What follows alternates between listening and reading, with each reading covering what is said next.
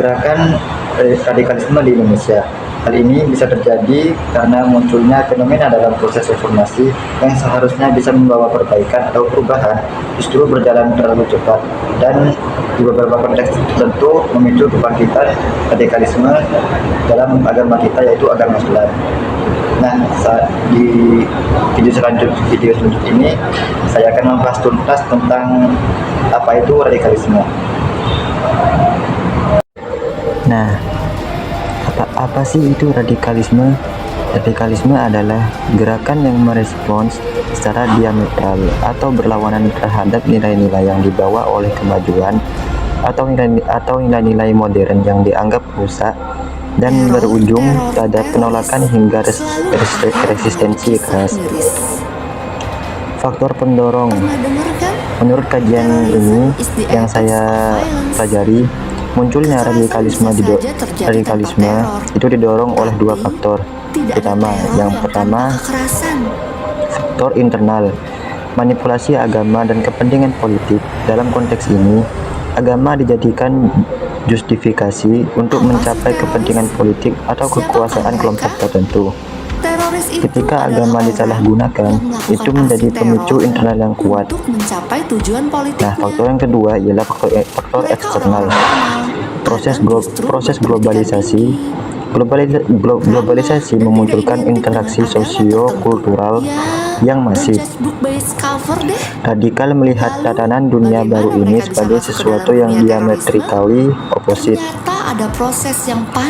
berlawanan total dengan nilai-nilai luhur yang mereka yakini, sehingga responsnya adalah penolakan keras, bahkan bisa terjadinya resistensi bersenjata. Nah, jadi radikalisme bukan hanya masalah teologi, tapi juga masalah politik dan respons terhadap perubahan sosial sampai global yang dirasa sangat mengancam bagi lingkungan sekitar. Nah, Indonesia adalah bangsa yang kaya akan keragaman, dan agama selalu menjadi tema yang tak pernah habis dibicarakan. Kita telah lama hidup dalam semangat kerukunan dan pluralisme. Bahkan, model pluralisme di Indonesia dianggap sebagai contoh sukses di mata dunia, di mana perbedaan agama dan keyakinan tidak dianggap sebagai penghalang. Namun, memasuki era modernisasi dan reformasi, terjadi perubahan. Reformasi membawa kebebasan berekspresi, namun luar itu di saat yang sama ia juga membuka ruang bagi munculnya gerakan radikal.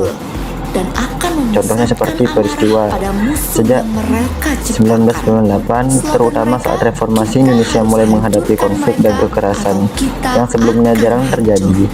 Ini menunjukkan bahwa tatanan yang stabil tiba-tiba tergoncang, dan di tengah kekosongan tersebut, radikalisme mulai menguat. Kesimpulannya, radikalisme memanfaatkan kebebasan yang dibawa reformasi. Gerakan ini mencari jalan untuk melakukan koreksi terhadap kekeliruan sosial yang mereka pandang muncul pasca reformasi, yang justru sebelumnya Indonesia dianggap sebagai benteng kerukunan. Dan anggota akan diminta setia kepada organisasi melalui teknik Sebagai penutup dari penjelasan saya di sini tentang radikalisme, ada 3 poin penting yang bisa kita tarik dari kajian ini. Yang pertama, radikalisme itu dipicu oleh manipulasi agama untuk kepentingan politik dan sebagai respons terhadap globalisasi yang dianggap merusak nilai. Yang kedua, reformasi 1998 menjadi titik penting di mana kebebasan yang baru dimanfaatkan oleh kelompok radikal untuk muncul ke permukaan. Dan terakhir, yaitu gerakan radikal ini bertujuan untuk mengoreksi tatanan sosial yang dianggap tidak ideal. Nah, Tugas kita sebagai generasi muda dan masyarakat Indonesia adalah memastikan bahwa semangat kerukunan dan pluralisme yang telah kita junjung selama puluhan tahun tidak direbut oleh kepentingan politik atau didorong oleh ketakutan terhadap perubahan global. Kita juga harus merawat Bhinneka Tunggal Ika dengan kesadaran penuh. Kalau kata Pak Presiden,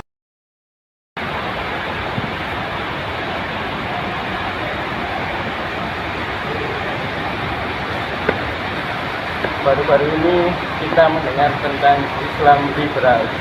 Sebenarnya ini sedikit lucu atau menggelitik, Islam tapi kok liberal, liberal tapi kok Islam. Tapi sebelum itu kita bahas dulu apa itu liberalisme beragama. Liberalisme berasal dari dua kata, yaitu liberalisme dan beragama.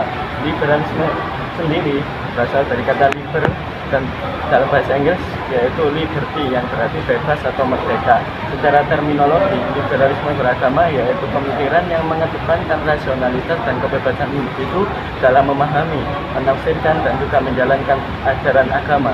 Sehingga dalam konsep ini agama dianggap harus menyesuaikan dengan keinginan manusia dan juga perkembangan zaman. Akibatnya batas-batas syariat yang sudah jelas mereka tafsir ulang agar sesuai dengan kebebasan individu tanpa memedulikan metodologi dari ulama.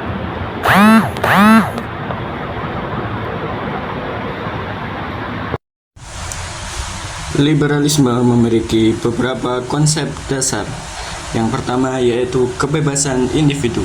Konsep ini memandang bahwa agama adalah hak personal yang tidak boleh dibatasi oleh aturan-aturan yang dianggap kaku atau berasal dari kelompok tertentu.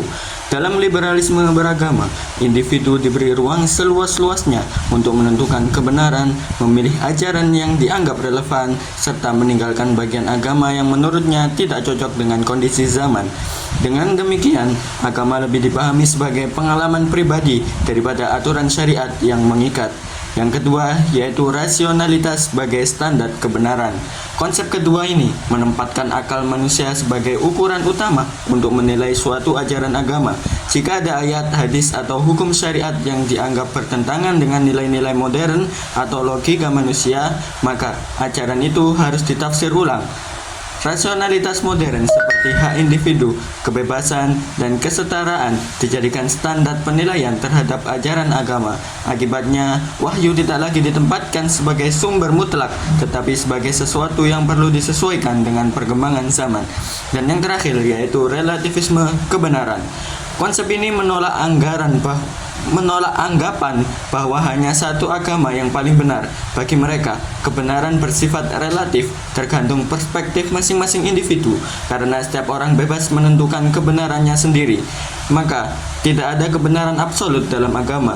Relativisme inilah yang menjadi akar munculnya gagasan bahwa semua agama sama, semua jalan menuju Tuhan, dan tidak ada satupun agama yang boleh mengklaim dirinya paling benar.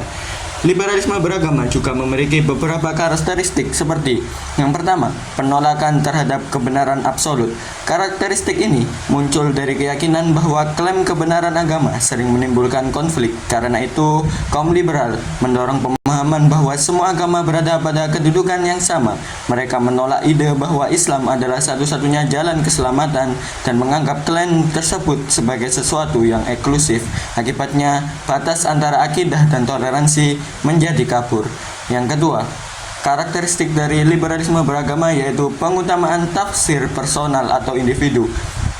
Bagi penganut liberalisme, setiap orang berhak menafsirkan ayat sesuai pemikiran pribadi. Tafsir ulama klasik dianggap tidak lebih tinggi daripada tafsir individu modern. Karakteristik ini sering memunculkan keberanian untuk menafsirkan ayat-ayat dengan pendekatan subjektif, bahkan tanpa kaidah ilmu tafsir. Inilah yang kemudian melahirkan interpretasi baru yang kadang bertentangan dengan tafsir yang sudah disepakati oleh para ulama. Dan yang ketiga yaitu penafsiran ulang syariat. Syariat Islam yang jelas, seperti batasan aurat, hukum pernikahan, zina, riba, atau larangan LGBT, sering ditinjau ulang berdasarkan nilai-nilai modern. Jika suatu hukum dianggap tidak sesuai dengan prinsip liberal seperti hak individu, kesetaraan gender, atau kebebasan seksual, maka syariat tersebut dianggap perlu direvisi atau dipahami hanya sebagai konteks sejarah. Penafsiran ulang ini membuat hukum-hukum tetap dalam agama menjadi longgar dan tidak lagi memiliki kekuatan mengikat. Dan yang terakhir yaitu ijtihad ulama dianggap relatif. Dalam pandangan kaum liberal, pendapat ulama klasik hanyalah opini manusia masa lalu atau hanya dianggap sebagai produk. Mereka menganggap ijtihad tersebut tidak memiliki otoritas khusus dan boleh ditolak jika tidak sesuai dengan pemikiran masyarakat modern. Karena itu, karakteristik ini menumbuhkan kecenderungan untuk membuat ijtihad baru yang tidak bersandar pada metodologi fikih yang baku, tetapi lebih pada pandangan pribadi dan nilai-nilai modern. Contoh dari pemikiran liberal adalah seperti menafsirkan ayat inna sholata tanha 'anil fahsya'i wal munkar. Sesungguhnya sholat itu mencegah dari perbuatan keji dan juga mungkar. Mereka mempunyai pemikiran bahwa tidak perlu melaksanakan sholat selama bisa mencegah dari perbuatan keji dan mungkar. Kaum liberal sering mengatakan bahwa yang penting adalah menjauhi perbuatan keji sehingga sholat dapat digantikan dengan sikap moral yang baik. Mereka tidak melihat sholat sebagai ibadah wajib yang telah ditentukan tata caranya oleh syariat. Padahal meninggalkan sholat merupakan perbuatan keji dan juga mungkar. Yang kedua yaitu menganggap ibadah sebagai budaya. Sebagian mengatakan bahwa praktek ibadah seperti jilbab, puasa adalah praktek budaya Arab, bukan kewajiban agama, sehingga boleh ditinggalkan jika dianggap tidak relevan lagi. Namun, liberalisme beragama memiliki beberapa dampak positif. Yang pertama yaitu mendorong dialog antar agama. Liberalisme beragama memunculkan ruang dialog dan sikap saling memahami antara pemeluk agama. Dan yang kedua, menumbuhkan sikap kritis, karena sebagian orang terdorong untuk mempelajari agama lebih dalam, bukan sekadar ikut-ikutan atau taklid buta. Namun, liberalisme beragama juga memiliki banyak sekali dampak negatif, diantaranya yaitu yang pertama, hilangnya otoritas wahyu dan ulama. Wahyu tidak lagi dianggap standar tertinggi dan ulama tidak lagi dipandang sebagai rujukan otoritatif karena mereka menafsirkan ulang sesuai dengan pendapat mereka sendiri dan kebebasan individu. Yang kedua yaitu penafsiran subjektif tak terbatas karena setiap orang merasa berhak menafsirkan agama sesukanya sehingga batas benar salah menjadi kabur. Dan yang ketiga, melemahnya komitmen ibadah. Ibadah wajib dianggap simbol budaya sehingga mudah untuk ditinggalkan.